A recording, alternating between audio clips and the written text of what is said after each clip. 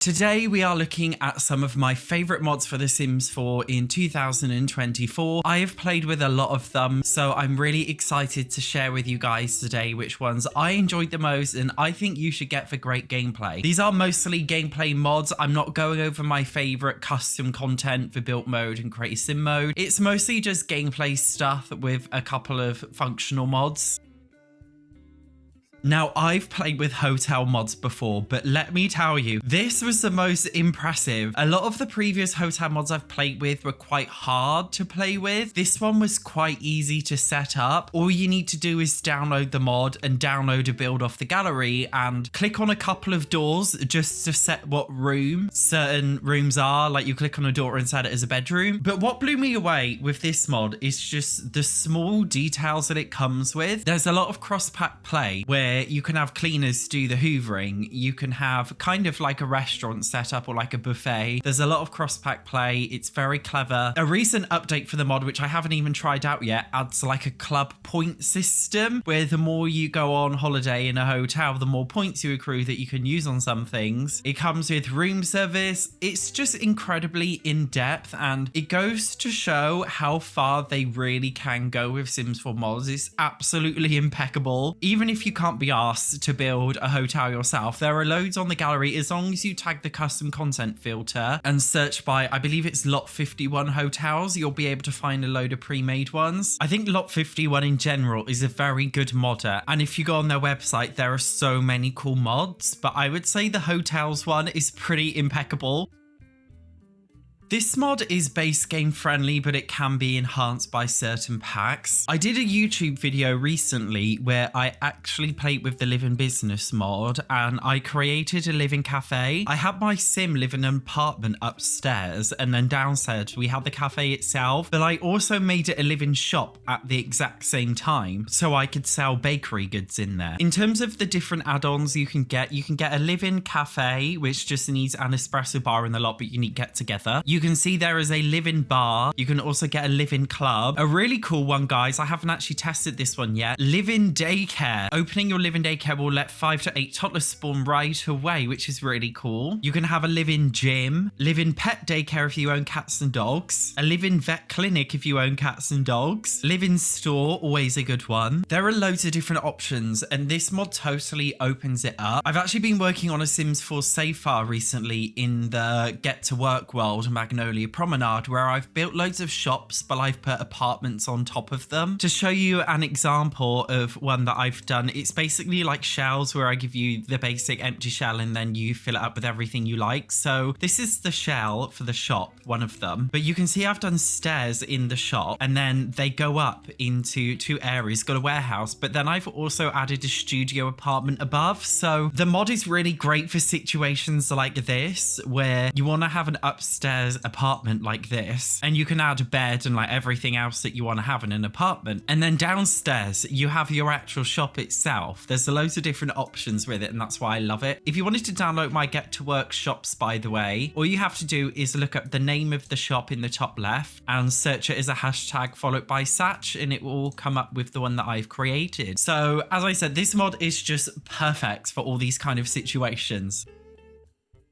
Another mod by the same creator, which is absolutely incredible. I've played with this one countless times on my YouTube channel. In my personal opinion, it's a lot more fun than the Love Struck expansion pack's dating system because it actually comes with the ability to have hookup dates, which I think is really cool. And I think it comes up with a lot more options that you can use. That's why I personally enjoy it a bit more, but obviously it's up to you. To be honest, I don't really like the Love Struck expansion pack. I don't recommend it. I think it makes dating even worse, even more intolerable. So if you just have this mod, it doesn't come with all of the intolerable baggage that Love Struck comes with. It just comes with a really cool dating system, and that's why I really like it. And of course, it's basically a grinder simulator. What more do you want? I mean, not me. I haven't used that for like 10 years, apart from maybe last month. Anyway, so that's another good one.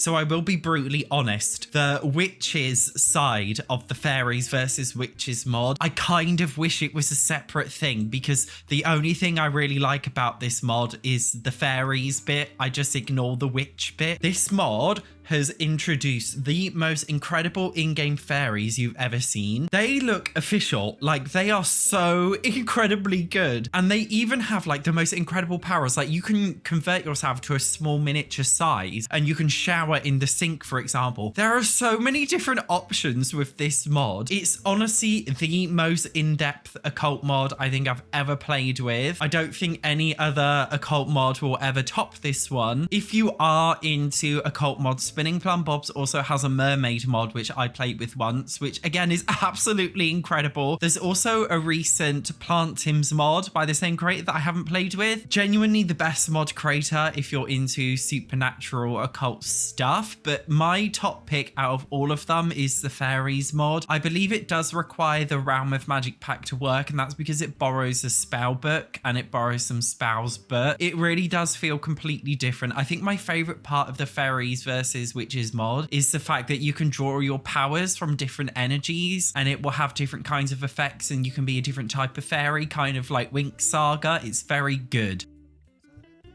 I can't express enough how necessary this mod is. In fact, this is my #1 mod on the list. I didn't make it #1 because I never planned this far ahead, but it is the #1 mod for me. So the Sims 4 social pie menu is a fucking disaster to say the least. It's horrendous. It is so bad. With the searchable interaction pie menu mod, all you have to do is literally type in what you want. So if I want to tell a joke, type in joke and it comes up with all the different joke interactions. If you want to, I don't know, tell a story, type in story, it comes up with all the story ones. You want to just quickly find the kiss one, well, just type in kiss and there you go. You want to just find the woohoo ones, there we go. You know, when you're searching for an interaction like ask about interests, you just type in interests and it comes up. This, like, need I say more? You want to cloud gaze? Do you want to get divorced? Just type in divorce and it shows up. Like, need I say more?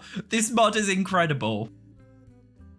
A question that I get is all the time is, Satch, why do your maps look like pretty like this? It's because I have this map replacement. The creator is always updating them every time a new pack comes out. There's also different versions, like with San Myshuno, there's like a daytime version and a nighttime version. I'm using the daytime version. I kind of regret not getting the nighttime version, really. It's updated all the way up to, are we up to Ciudad Enamorada? Yeah, we have. See, this is a brand new, well, okay, I hate the Ciudad Enamorada map, so I'm going to show you on screen the original one now, and then I'm going to slowly pan towards a new one. Look at how much better it is. Like, it's literally insane. These new maps are also reflective of the actual world itself, so they actually look more like what they should do when you go into live mode, because the current map style is not very good. I honestly don't know why EA doesn't hire this guy to do all of the maps, because they all just look absolutely impeccable. This is much better art style in my opinion. Whenever I have to remove it, whenever there's a new update or something, like, I just feel like my game looks so ugly without it. Something else that the same creator does have, by the way, is a loading screen replacement. So instead of the same old blue loading screen, you can actually use a custom one. I don't have that one in my game right now because I always forget about it because I don't care, but there's that one for you too. I can't recommend this one enough for everyone. It's such a small thing, but just look at how much prettier everything is. I love it.